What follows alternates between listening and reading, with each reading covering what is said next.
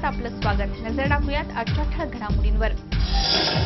नवी मुंबईची स्वच्छतेच्या दिशेने वाटचाल सुरूच 2 महिन्यात सर्व कचरा कुंड्यांवर RFID लावणार, RFIDची चाचणी यशस्वी। बेस्टच्या प्रवाशांना दिलासा, शहरात 40 रुपये तर उपनगरात 50 रुपयांचा दैनंदिन पास। दुष्काळी भागात शैक्षणिक शुल्क माफी, राज्य सरकारचा निर्णय, 1ली ते 12वीतील विद्यार्थ्यांना मिळणार लाभ। APMC हद्दीत घरफोडी करणारी टोळी जेरबंद। नवी मुंबईतील प्रार्थना स्थळावरील ध्वनिक्षेपक हटवले, उच्च न्यायालयाच्या आदेशानुसार पोलिसांची कारवाई। जावेद अहमद मुंबईचे नवे पोलीस आयुक्त तर राकेश मारियांची बढती। पुन्हा एकदा स्वागत। नवी मुंबईतील मंदिर मस्जिद यांच्यासह सर्वच अनधिकृत प्रार्थना स्थळावरील ध्वनिक्षेपक हटवण्यात आले आहेत। न्यायालयाच्या आदेशानुसार पोलिसांनी ही कारवाई केली आहे। नवी मुंबईतील मंदिर मस्जिद यांच्यासह सर्वच अनधिकृत प्रार्थना स्थळावरील ध्वनिक्षेपक हटवण्यात आले आहेत। उच्च न्यायालयाच्या आदेशानुसार पोलिसांनी ही कारवाई केली आहे। या कारवाई अंतर्गत APMC पोलीस स्टेशन हद्दीतील 3, तुर्भे MIDC हद्दीतील 2 अशा 5 मस्जिदीवरील ध्वनिक्षेपक काढून टाकण्यात आले आहेत। त्याचप्रमाणे NRI पोलीस स्टेशन हद्दीतील 2 मंदिरावरील ध्वनिक्षेपकही काढण्यात आले आहेत। प्रार्थना स्थळावर अनधिकृतपणे ध्वनिक्षेपक लावण्यात येऊ नये यासाठी पोलीस प्रशासनाने मोहीम हाती घेतली होती। त्यात परिमंडळ 1 हद्दीतील 5 मस्जिदी व 2 मंदिरावर अनधिकृत ध्वनिक्षेपक लावल्याची बाब उघडकीस आल्याने संबंधित प्रार्थना स्थळाची कागदपत्रे तपासून त्यावर रीतसर कारवाई करण्यात आल्याचं पोलीस उपायुक्त शहाजी उमाप यांनी सांगितलं। परिमंडल 1 वाशी में जितने भी अनऑथराइज प्रार्थना स्थल है और उनके ऊपर जो लाउड स्पीकर्स लगाए गए हैं उनको निकालने की कार्रवाई हमने कल की है। इसमें 5 ऐसे मस्जिद थे जिनके ऊपर ये लाउड स्पीकर थे और 2 मंदिर भी थे जिनके ऊपर ये लाउडस्पीकर मौजूद थे। परिमंडळ 1 कार्यालयात मुस्लिम कार्यकर्त्यांची बैठक बोलावण्यात आली होती। या बैठकीत ध्वनिक्षेपक त्वरित काढून टाकण्याबाबत कळवण्यात आलं होतं। त्यानंतरच ही कारवाई केली गेली। व्हिडिओ जर्नलिस्ट सूरज कांबळेसह राज चव्हाण, MVTV। केंद्र सरकारने स्मार्ट सिटीसाठी निवड केलेल्या देशातील 3ऱ्या शहराने स्वच्छतेच्या दिशेने आणखीन एक पाऊल टाकले। शहरातील जवळपास 25,000 कचरा कुंड्यांवर RFID लावण्याच्या घेतलेल्या निर्णयाच्या दृष्टीने पावले उचलण्यास सुरुवात केली आहे। घनकचरा व्यवस्थापनासाठी RFID चाचणी यशस्वी झाली असून येत्या 2 महिन्यात सर्व कचरा कुंड्यांवर RFID लावला जाणार आहे। केंद्र सरकारने स्मार्ट सिटीसाठी निवड केलेल्या देशातील 3ऱ्या शहराने अर्थात नवी मुंबईने स्वच्छतेच्या दिशेने आणखीन एक पाऊल टाकले। शहरातील जवळपास 25,000 कचरा कुंड्यांवर रेडिओ फ्रिक्वेन्सी आयडेंटिफिकेशन डिव्हाइस लावण्याच्या घेतलेल्या निर्णयाच्या दृष्टीने पालिकेने पावले उचलण्यास सुरुवात केली आहे। त्यामुळे वाशी आणि कोपरखैरणे येथील 200 कचरा कुंड्यांवर RFID लावण्याची चाचणी यशस्वी झाली आहे। त्यामुळे येत्या 2 महिन्यात शहरातील जवळपास 23,000 कचरा कुंड्यांवर RFID लागल्याचे दिसून येणार आहे। अशी उपाययोजना करणारी नवी मुंबई पालिका ही राज्यातील पहिली पालिका ठरणार आहे।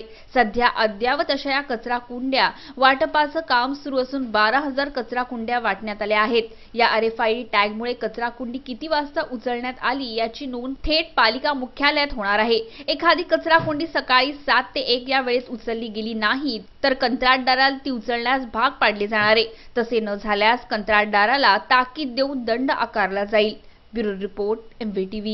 होमगार्डचे अतिरिक्त पोलीस आयुक्त अहमद जावेद यांची मुंबईच्या आयुक्तपदी वर्णी लागली आहे, तर सध्याचे मुंबई पोलीस आयुक्त राकेश मारिया यांना बढती मिळाली असून ते होमगार्डचे नवे पोलीस महासंचालक म्हणून काम पाहणार आहेत। होमगार्डचे अतिरिक्त पोलीस आयुक्त अहमद जावेद यांची मुंबईच्या आयुक्तपदी वर्णी लागली आहे, तर सध्याचे मुंबई पोलीस आयुक्त राकेश मारिया यांना बढती मिळाली असून ते होमगार्डचे नवे पोलीस महासंचालक म्हणून काम पाहणार आहेत। येत्या 30 सप्टेंबरला राकेश मारियांचा कार्यकाळ संपत असल्यानं त्यांची बदली अपेक्षित होती।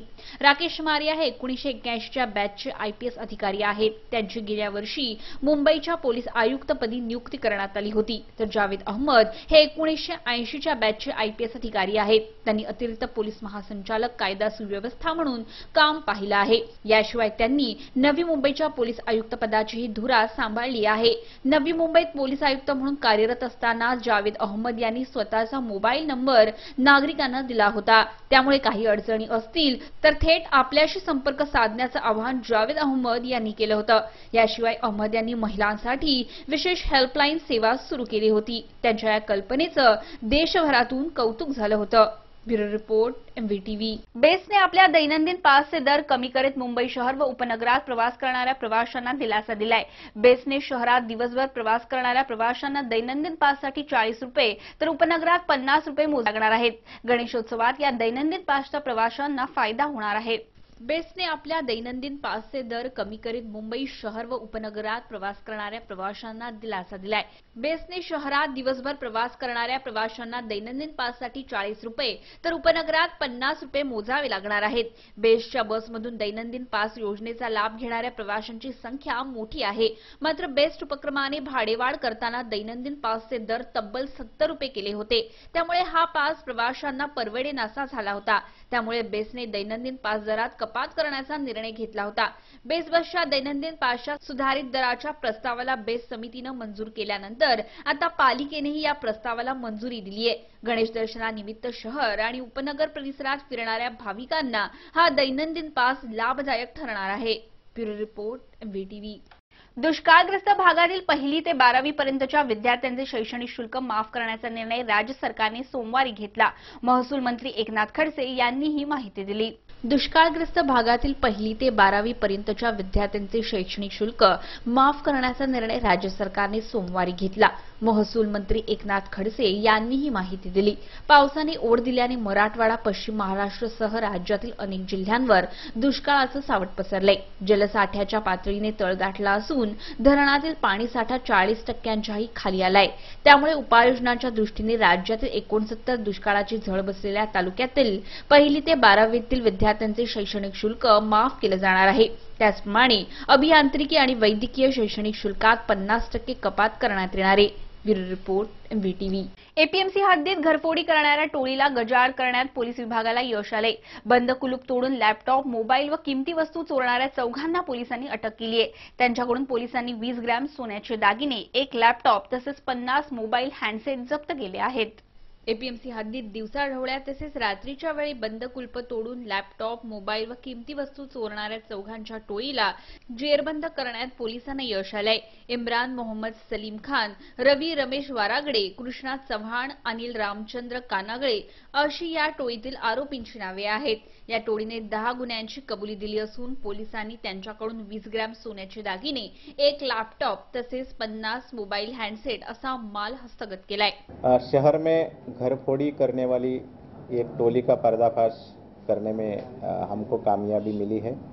इसमें 4 जो आरोपी शामिल थे वो सभी 4 आरोपियों को हमने अरेस्ट किया है. नवी मुंबई में रहने वाले ये सभी आरोपी है और इसमें एक आरोपी जो है वो गोवंडी का रहने वाला है. सध्या घरफोडीचे प्रमाण दिवसेंदिवस वाढत चालले आहे. अशात पोलिसांनी केलेली कारवाई ही नक्कीच कौतुकास्पद आहे. व्हिडिओ जर्नलिस्ट सूरज कांबळेसह राज चव्हाण, MVTV.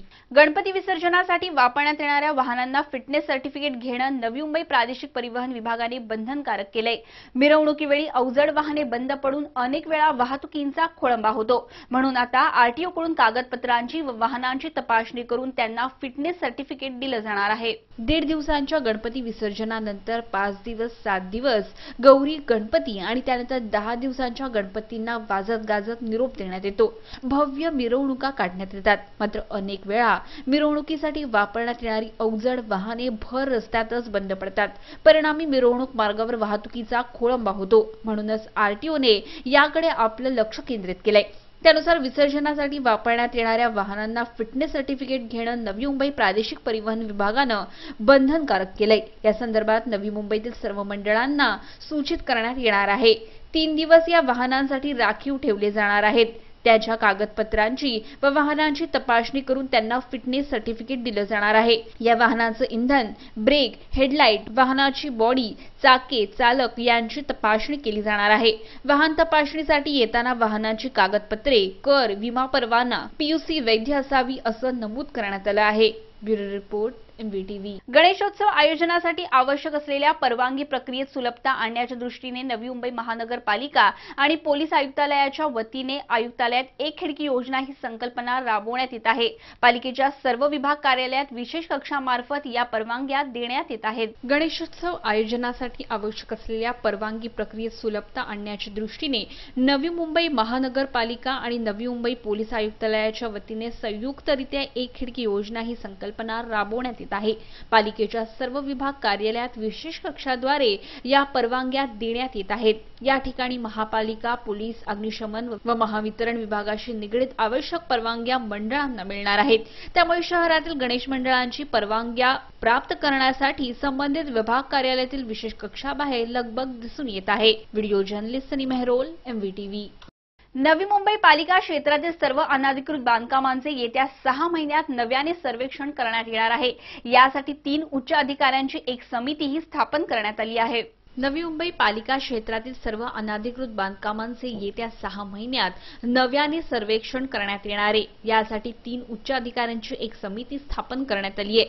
नवी मुंबईत सिडको, पालिका आणि MIDC ही 3 प्राधिकरणं आहेत. प्रत्येक क्षेत्रात अनधिकृत बांधकामं आहेत. त्यामुळे कोणत्या बांधकामावर कारवाई करायची या वादात अनधिकृत बांधकामांची संख्या वाढली आहे. त्यामुळे प्रत्येक प्राधिकरणाने आपापल्या कार्यक्षेत्रातील अनधिकृत बांधकामे हटवावी असे बंधन मुंबई उच्च न्यायालयाने घातले आहे. 2 दिवसांपूर्वी प्रभाग अधिकाऱ्यांच्या झालेल्या बैठकीत पालिका आयुक्तांनी नव्याने सर्वेक्षण करण्याचे आदेश जारी केले आहे. Bureau report, MVTV. सर्व केंद्रीय कर्मचाऱ्यांना 7व्या वेतन आयोगाची भेट मिळण्याची शक्यता आहे. यामुळे जवळपास 15 ते 20% पगारवाढ होण्याची शक्यता आहे. तर कमीत कमी मूळ पगार वाढून 15,000 केला जाणार असल्याचं कळतंय. सर्व केंद्रीय कर्मचाऱ्यांना 7व्या वेतन आयोगाची भेट मिळण्याची शक्यता आहे. यामुळे जवळपास 15 ते 20% पगारवाढ होण्याची शक्यता आहे. तर कमीत कमी मूळ पगार वाढवून 15,000 केला जाणार असल्याचं कळतंय. यामुळे लहान श्रेणीतील सरकारी कर्मचाऱ्यांना फायदा होणार आहे. गेल्या वेतन आयोगात मूळ वेतनात 3,050 रुपयांची वाढ करून पगार 7,739 रुपये करण्यात आला होता. 7वं वेतन लागू झाल्यानंतर कर्मचाऱ्यांच्या पगार आणि भत्त्यात 16% वाढ होऊ शकते. Bureau report, MVTV. MVTV वृत्तवाहिनीवरील बातम्या आता तुम्ही media.mvtv या YouTubeवरील लिंकवरही पाहू शकता. तुम्हाला संपर्क करायचा असल्यास संपर्कासाठी आमचा दूरध्वनी क्रमांक 27571494. तुम्ही तुमच्या प्रतिक्रियाही आम्हाला कळवू शकता. त्यासाठी आमचा ईमेल ID आहे mvtvnews@gmail.com. आजच्या बातमीपत्रामध्ये इतकंच. पुन्हा भेटूया पुढच्या बातमीपत्रात. तोपर्यंत नमस्कार.